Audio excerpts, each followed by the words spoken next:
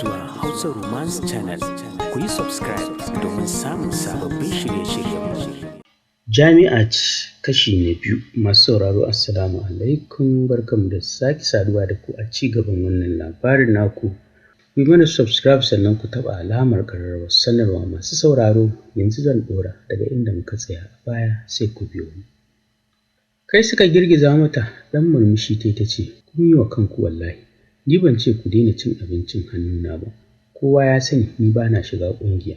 In dai harkar marke ce, to ina ciki, ni ce sahun gaba. Banza suka yi mata. Ambassador El Bashir Mansun Turai. Sunan da naga an rubuta da rubutu mai launin gold a cikin wani kyakkyawan mention.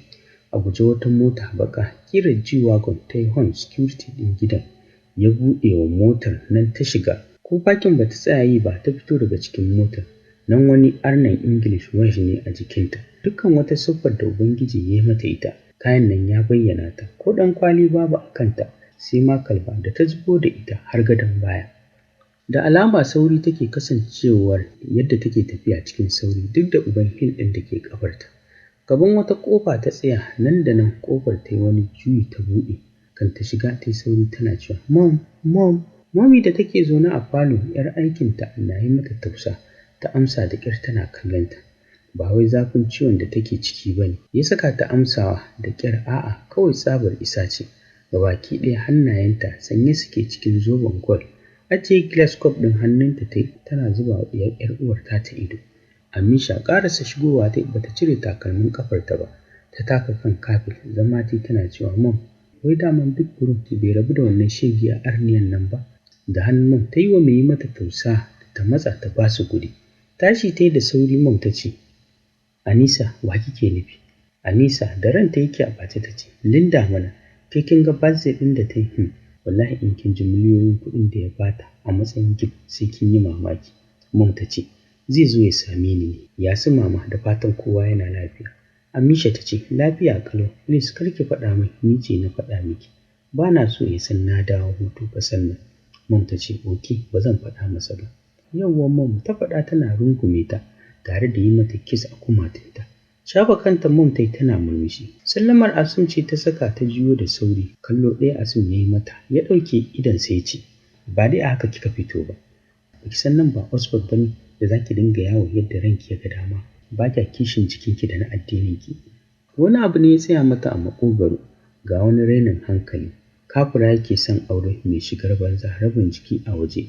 Maimakon ya je can ya yi mata wa'azi, shi ne ya zo nan ita ya yi mata. Kasa ta yi da idonta ta ce, sannu da zuwa. Asim ya yi banza da ita, ya durƙusa kusa da mahaifiyarsa, ya riƙe hannunta ya ce, Mommy barka da yamma. Ɗauke kai ta ce, Asim baka rabu da wannan arniyar ba ko? Gabansa ne ya faɗi, amma sai ya danne ya ce, Mommy wace yarinya? Mommy ta ce, Asim, I didn't know you as a liar. Don't start lying to me today. If she were truly a good woman, I swear I will not care about her tribe. Choose a good mother for your children. Wani kallo ya juya yi wa Anisa domin yana kyauta zaton ita ce ta kawo mata wata magana. Kanta ta sunkuyar ƙasa, ƙirjinta na dukan uku. Bata san me yaya ya gani a cikin arniyar can ba. Bata san da me tafi ta ba, ko kallon mace baya yi mata. Allah ya ɗora mata sansa. Amma kamar bai ma san tana yi ba. Cice lips ɗinta ta yi tana ayyana abubuwa da yawa a ranta. Da a ce wata ta aure shi ba ita ba, gwara kowa ya rasa. A san jikinsa a sanye ya ce, please be patient. Insha Allah I am about to bring you the woman I will marry. Kanta ta ɗago ta kalle sa ta ce, kai ko kunya baka ji, kannanka duk sun yi aure, sai kai da auta ne a cikin gidan nan. To kafin mu yi tafiyan nan, insha Allah nake so ka yi aure Asim. Ban san ko zan tashi ba, ina so na ga 'ya'yanka, ina so na ga matarka. Katsaye da kansa a hankali ya fita insha Allah ya faɗa yana tashi. Nomi kallonsa ta ce, abincinka ɗakinka za a kawo maka ko anan za ka ci? Anan ya faɗa ya juya, fita ya daga faɗin, nasa ya shiga, nasa iya tsaruwa ya tsaru, komai na jin daɗi akwai shi a ciki. Zama ya akan luxury sofa ɗinsa, yana tura hannunsa cikin gashin kansa. Bai san ya zai yi da soyayyar Afiya ba. Mahaifiyarsa ba ta son ta, bai san menene dalili ba. Kamata ya ta so abin da yake so, musamman ma da ta musulunta saboda shi. Amma har yanzu ta kasa cire sunanta daga arniya. Tabbas da wannan yarinyar ya kamata ya buga game. Idan ya aure ta yana da yaƙini Mom za ta yarda ya auri Afia. Tashi ya shiga bedroom ɗinsa, toilet ya shiga ya cire kayansa ya sakar wa kansa shuwa, rufe idonsa yana jin soyayyar Afia na huda mai zuciyarsa kamar yadda ruwan yake zuba daga shuwa yana sauka a jikinsa. Wanka ya fito ɗaure da tawul, tsane jikinsa ya yi da tawul tare da ɗaukar hand dryer ya busar da gashin kansa. Sumar kansa lif ta fi ta kwanta, kallo ɗaya zaka mai kasan shi ɗin ruwa biyu ne, ko don yanayin yadda fatarsa take da kuma sumar kansa da har kanannaɗewa take saboda tsabar kyawun sumar tasa. Zama ya akan stool ya matsa mansa ya zubo a tafin hannunsa ya fara shafawa. Bayan ya gama ya shafa body cream oud. Tashi ya yi wani irin kamshi mai daɗi ya gauraye bedroom ɗin. Riga da wando ya saka 'yan gidan Gucci. Wayarsa ya ɗauka ya fito daga ɗakin daidai lokacin da Afia ta kira shi. Da sauri ya ɗaga tare da karawa a kunne ya ce, Assalamu alaikum. Afia da ta kasa amsa sallamarsa saboda wani irin kasala da muryarsa ta saka mata ta ce, My man, please ka zo gidana, wallahi an ji kewarka. Zama Asim ya ɗora kafa ɗaya kan ɗaya ya ce, Afia, kin san dalilin da ya saka ba na son zuwa gidanki? Bai kamata ba, ke ba muharramata ba ce. Ina zuwa gidanki kuma ke kaɗai, kar ki manta ba. Na ukun mu shedan ne. Afia shiru tana sauke ajiyar zuciya. Hannunta yana kan private part ɗinta. Ta rasa gano sirrin Asim. Magana kaɗai suke yi da shi, saka take a cikin wani irin yanayi mai wuyar fassarawa. Asim ya ce, ki yi haƙuri, ba wai ina rejecting ɗin zuwa gidanki ba ne. Marerece murya ta ce, please, yau kaɗai wallahi ji nake idan ban ganka ba zan iya mutuwa. Asim ka tausaya min, na baro kowa na dawo gurinka, bai kamata kana yin nesa da ni ba. Asim jikinsa ne ya yi sanyi ya ce, ok, zuwa an jima kaɗan zan neme ki, ina da ayyuka ne wallahi da yawa. Kin ga ko AEM ban je ba. Wani irin daɗi ne ya kama ta, tashi ta fara rawa tana cewa, thanks you, I love you so much. Kashe wayar ta tana zama, taɓa baki Charity ta ce, I swear I don't know why you give in to that man while he is just playing with you. A'a Charity, Asim abu ɗaya ne kawai ba na so a tare da shi. Ba na ƙaunar musulunci, wallahi amma ki kanki kin san Asim ya haɗu. Charity ta ce, yanzu ke ne aurensa zaki, ya zaki duk ran da ya gane wasa da hankali kike mai, ke ba musulma ba ce ba. Wannan tatu na jikinki ya zaki da shi. Kallon cikinta ta yi, a saman breast ɗinta akwai tatu na cross da wasu flowers, haka wajen bambam ɗinta akwai haka cikinta. Murmushi ta ce, Charity, kin manta wace ce ni? Ba na sha'awar Asim da aure saboda shi musulmi ne. Kawai na fi so mu yi rayuwa babu aure. Ke kin manta kwangilar da na ɗauko ta rusa dukkan tarbiyyar musulmai ranar farko da na ga Asim a university ɗinmu. Na ji ina son na yi amfani da shi wurin ƙungiyar mu ta samu alheri. Saboda Yohana ya bani tarihin mahaifinsa da ƙabilarsu, idan muka rusa gidansa, hakika mun yi babban jihadi. Don haka kasancewa ta da Asim ba ƙaramin kuɗi ake bani ba, duk watan duniya albashi ake bani. Idan muka haifi ɗa zai dawo ƙasar nan ya zama wani. Kin ga burinmu na son rusa musulunci zai cika, daga nan za mu shigo da tsare-tsaren wanda zai gurɓata tarbiyyar musulmi.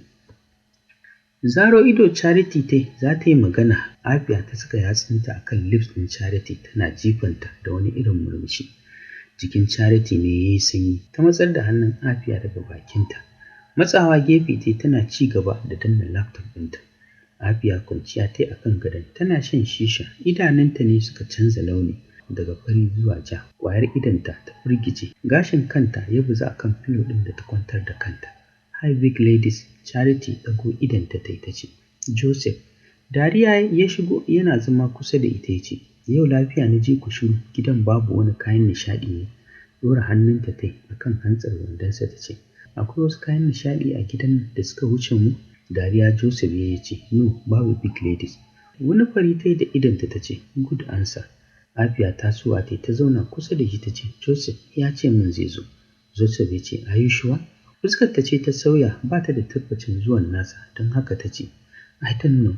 Okay, ya faɗa yana kisin ɗin wuyanta. Dariya tana ɗaukan pillow case ta buga mai akan face. Ga budurwarka tare da kai amma kana kisin ɗina, sai ta ji kishina a cikin zuciyarta. Ta baki Charity ta ce, in dai Joseph ne, ai ya saba, a gabana yake neman 'yan matansa, ko kuma ya nemi mazansa. Joseph abinsa babu kunya. Dariya yana rungume ta. Ture shi ta ce, ban shirya ba. Ta ƙarashe maganarta tana tashi barin ɗakin ta yi ta shiga ɗakinta ta kwanta tana runguma filo. Ina matan da ake kira da mata ba muna mata ba, duk wacce ta amsa sunanta ‘ya mace tana tattalin kanta da lafiyarta. Mace ‘yar gayu ce, mace ‘yar kwalliya ce, kuma aka ce mace ba ta tsufa muddin tana gyara kanta. Diwan shekarunki idan kina tattalin kanki za ki ci zamaninki sannan ki ci na wasu. Kada na cika ku da surutu, Mam Amra ta zo muku da ingantattun magunguna na mata masu kyau da inganci, musamman maganin gyaran nono da mafi akasarin mata suke damuwa da matsalarsa. To sha kuruminki ‘yar uwa, muna da sahihin maganin gyaran nono da zai dawo miki da martabarki. Duk lalacewarsa muddin kika yi amfani da magungunanmu za ki godiya. Sannan muna sayar da maganin sanyi mai kyau wanda yake kassara kowane irin sanyi na fili da na ɓoye. Akwai supplement gangariya masu kyau irin waɗanda ba su da matsala sai dai su gyara garkuwar jiki. Muna kuma sayar da turarurrukan wuta, humra, perfumes, sabulan gyaran fata, dilka, kayan gyaran jiki na amare, dahuwar kaza da ciccibi, zuma, gumba, tsumi, turaren tsugunno, miski da duk nau'in abubuwan da suke kankaro da martabar duk wata ‘ya mace. Mam Amra fatanmu shine mu ba da gudunmawa domin samun zaman lafiya a zamantakewa. Muna garin Kano amma muna tura kayanmu kowane gari cikin farashi mai sauƙi da rahusa, kuma muna ba da sari cikin girma da mutunci. Ga kaɗan daga cikin abubuwan da muke sayarwa: maganin rage tumbi, maganin gyaran nono, maganin sanyi, ƙarin ƙiba, girman hips, ƙarin ni'ima, sabulan gyaran jiki, humra, turarurrukan wuta, matsi, miski, dilka, gangariyar supplement ɗin da zai mayar da ke tauraruwar mace. Fatar ki ta yi luwai kamar kina rayuwa a Turai. Ki dai kada ki ƙasa a gwiwa, cikin sauƙin farashi ƙalilan za ki kankaro da martabarki. Mam Amra tana maraba da masu siyan ɗaiɗai ko masu buƙatar sari. Ku tuntuɓe mu a lambar WhatsApp ɗinmu a 08080834800. Birmu Federal University of Science. Lokacin tashin su Madan Safiya ɗan kuma aikin yamma suka karɓa. Ɗaukar laptop ɗinta ta rataya ta bar cikin hostel ɗin. Ta yi tafiya mai nisa tukunna ta isa nata ɗakin da yake a cikin makarantar. Sakaki ta buɗe ɗakin nata daidai zaman mutum ɗaya. Da yake makarantar ce ta ware musu ɗakunan kwanansu, musamman ma waɗanda ba ɗan gari ba. Zama ta yi akan kujera tana sakin ajiyar zuciya. Wayar ta ce ta yi ringin, ɗauka ta yi ganin sunan Halimu. Tana karawa a kunne cikin ladabi. Halimu ta ce, Good evening ma. Good evening Halimu, ya exam ɗin, da fatan komai yana tafiya yadda ake so. Cewar Madan Safiya. Dan shiru Halimu ta yi cikin ɗari-ɗari ta ce, Ma, daman wallahi a jarabawa nan miƙa bukulet ɗina ne babu komai. Na san kari oba ce, don Allah ko za ki iya taimaka min? Wani ƙasaitaccen murmushi ta yi ta limshe idanunta, tana hangar sura Halimu. Ba ta da wani jiki, duk da ƙirjinta babu wani abin a zo a gani, amma haka kurum sai shi ɗin yake ƙawata mata ita. Ta ce ba damuwa, ki zo gida yanzu na dawo, ki bani registration number ɗinki, jarabawa da pass za ki fita. Wani irin farin ciki ne ya kama ta ce, thank you ma, ba komai, ta ce tana kashe wayar tata. Tashi ta buɗe fridge ta ɗauko kek da yogurt ta fara ci. Bayan ta gama ta shiga toilet ta watsa ruwa ta fito. A gurguje jin ana yi mata nokin tana kyauta zaton Halimu ce. Daura tawul ta ƙarasa ta buɗe ƙofar. Halima durƙusawa za ta gaishe ta. Da sauri ta rungume ta tana cewa you are welcome Halimu. Ta ƙarashe maganarta tana sakinta. Zama tana gaishe ta. Madan Safiya amsawa tana karɓar takardar da take hannun Halimu. Har da course ɗin mutum. Cewa akan center table ɗinta ta ce, kar ki damu, jarabawa kamar kin haye. Na gode sosai ma. Ba komai wallahi, ta faɗa tana kulle ƙofarta. Fridge ta buɗe ta ɗauko mata drink na juice tare da snacks ta ajiye mata. Godiya ta yi mata ta fara ci, domin ba ƙaramar yunwa take ji ba. Kun san dai ɗan makaranta, musamman ma wanda yake zaune a hostel kuma mai ƙaramin ƙarfi ba zai iya wuce tayi ba in har ba mai irin tsantsinin nan ba ne. Tas ta cinye tana gyatsa, daman Halimu da son zuciya. Madan Safiya dawowa ta kusa da ita tana shafa cinyarta. Da ba ta ɗauki hakan a wani abu ba, sai da ta ga tana ƙoƙarin ɓalle mata botirar rigarta, sannan ta riƙe mata hannu ta ce, ma menene haka? Madan Safiya ɗora hannunta ta akan cinyar Halimu ta ce, kina so ki ci jarabawa ko? To sai kin yarda da ni. Gabanta ne ya faɗi, ta san halin iyayenta, Sarai idan bata kawo musu result mai kyau ba sai sun kusa kashe ta, musamman ma su ga irin kuɗin da suke kashe mata. Ba ta da wani sauran zaɓi tun da yau ne kaɗai. Don haka ba tare da ta ci gaba da tunani ba ta ce, to na amince. Kama hannunta ta suka shiga ɗaki tamkar wata raƙumi da akala. Haka Halima ta bi ta cikin ɗakinta. Suna shiga Madam Safiya ta cire tawul ɗinta. Hawa kan gadon ta haɗa bakinsu da na Halima tana shafa mata ko'ina na jikinta. Halima da ido kawai take bin Madam Safiya, bata taɓa tunanin haka matan nan take ba. A shekaru ta kusan haifarta. Duk da 'yar boko ce, jikinta bai nuna tsufanta ba. Sai yanzu da ta tuɓe wani uban tumbi kai kace ciki ne da ita. 'Yar ƙara Halima ta saki lokacin da ta saki bakinta ta maida shi kan na shanunta. Wannan shine karanta na farko. Tana son rayuwar jin daɗi, sai dai tana tsoron tafka abin kunya, musamman ma yadda ta ga ƙawayenta suna shanawa, maza na yin fakin da motoci suna ɗaukar su. Da yake suna ba mai gadin cin hanci, yana barin su ɗaukar yaran da aka ba su amana. Ƙa'idar makaranta ba wanda ya isa ya fita da 'yan mata in har ba hutu aka yi ba, ko ranar weekend musamman ma cikin dare. Rinsa ido ta yi sakamakon jin Madam Safiya tana ƙoƙarin saka mata hannu. Da sauri ta riƙe hannunta daidai lokacin da Madam Safiya ta ankara da buga mata ƙofa da ake. Cikinta na rawa ta tashi ta ɗaura tawul ta fita. 'Yar ƙaramar tagar da take jikin ƙofar ta leƙa, ganin Madam Grace tsaki ta ja, ta buɗe ƙofar tana haɗe rai. Madam Grace rungume ta tana cewa, "Iya Aliya, good evening." Shafa bayanta ta ce, "Good evening." Ta faɗa hakan tana ƙoƙarin zama a kan kujerarta. Ɗora kafa ɗaya kan ɗaya tana jiran ta ji me ya kawo Madam Grace cikin gidan nata. Madam Grace fito da wasu fayil ta miƙa mata ta ce, "Ga su nan, Dr. Patrick ya ce ki tura mai ta email, yana buƙatar su da wuri." Amsa tana kau da kanta, domin ji take kamar ta shaƙe Madam Grace. Haka kurum tana cikin jin daɗinta, ta katse mata jin daɗin da take yi. Madam Grace shiru tana bin ɗakin Madam Safiya. Abinda idonta ya gane mata ne da sauri ta ce, "Madam Grace, me nake gani? Ke ma kin fara amsar cin hanci?" Gabanta ne ya faɗi cikin rashin gaskiya ta ce, "Me kika gani?" Ajiye jakar hannunta ta yi. Ta shiga ɗakin Madam Safiya. Da sauri kulle ƙofar Madam Safiya ta yi, jikinta na rawa. Ta bi Madam Grace, ganin Halima a kwance haihuwar uwarta. Da sauri ta saki wani shegen murmushi. Halima tashi ta janyo blanket ta rufe cikinta. Cikin ɗaga murya Madam Grace ta ce, "Go back and lie down. If you insist on being stubborn with me, then I will expose your secret." Da sauri Madam Safiya ta saka hannu a bakinta tana cewa, "Sorry ma, wallahi ki faɗa mana, za mu yi abin da kike so." Ta faɗa, jikinta na rawa. Haka Halima ma kuka take tana ba wa Madam Grace haƙuri. Madam Grace ta ce, "Saka kayanki mu tafi, gobe sai ki dawo gurinta." Wani irin takaici ne ya kama ta. Madam Safiya dama ta san za a rina, kawai barazana take mata, ita za ta ɗauki Halima su kwana tare.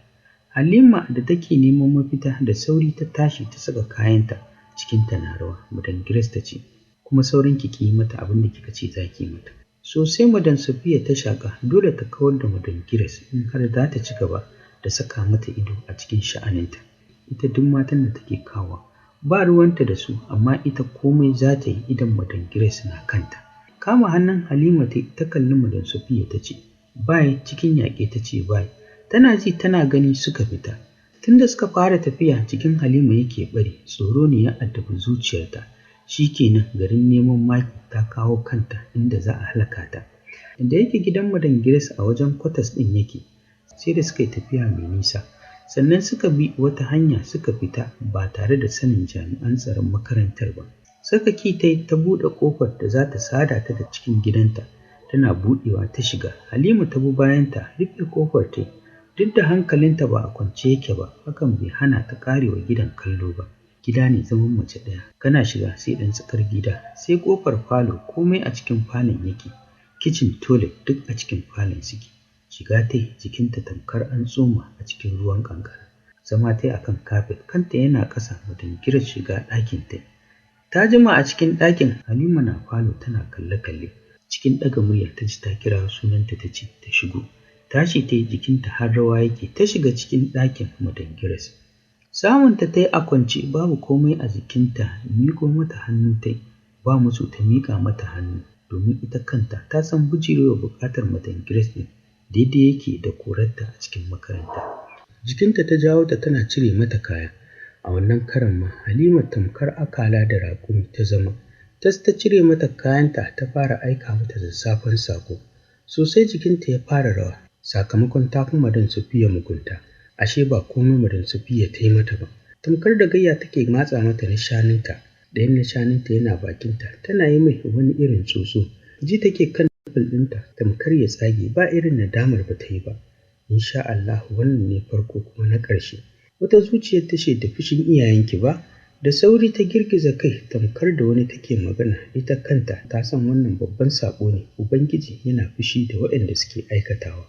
Bata yi da wannan tunanin ba ta ji hannun Madan Grace da yake da uban farata tamkar wacce za ta sha jini a cikin gabanta. Wani irin ihu ta saki lokacin da ta fara ƙoƙarin ƙwatar kanta. Ina Madan Grace ta yi nisa, cire hannunta ta yi ta cika bakinta a ƙasanta kamar wata mayya, haka ta shiga lashe gaban nata. Tana wani irin nishi tare da ihu kai ka ce kama ta aka yi. Duka ita na yi, Halima ma na yi.